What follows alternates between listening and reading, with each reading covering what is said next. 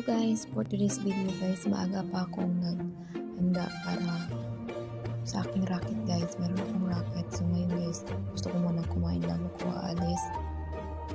Itong hawak-hawak ko is ang cup noodles guys. Tsaka ito guys, bigay lang din ito. Pinipili ko kung anong gusto kong kunin. Anyways, taka ko ba't ako ng Tagalog. Mas prepare ko pong magsalita ng Bisaya. So bibisayain ko na lang. So muna to na by the way highway. Nagpili ko di ako ang flavor ako ang kaunon kaya ang the rest ani is kay Rochelle. Naapod ko yung merienda nga partner pero gusupod ko may coffee. So habang nagakaon ko na guys, ginapaluto na ako siya. Nakulbaan ko ani nga part guys kay nag-alarm ang building guys na mag-prepare daw something na inahitabo sa building. So fast forward guys, niabot na ko sa ako ang rakitan guys. Then wala na ako siya na videohan. Anyways, paabot na ako diha nga part sa balay nga akong gedsuan guys na ano na siya nakabalot na kaning mga grapes na gipang sulod anang yung mga rice ang gisulod ng daon sa grapes. Bali ako rin nagluto timpla na guys.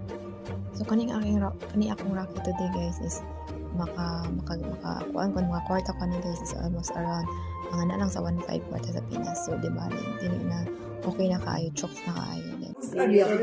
Lason Egyptian rice. Hada sabi ba? Basta ana mapisawi hada tani Ros. Aywa, shukran.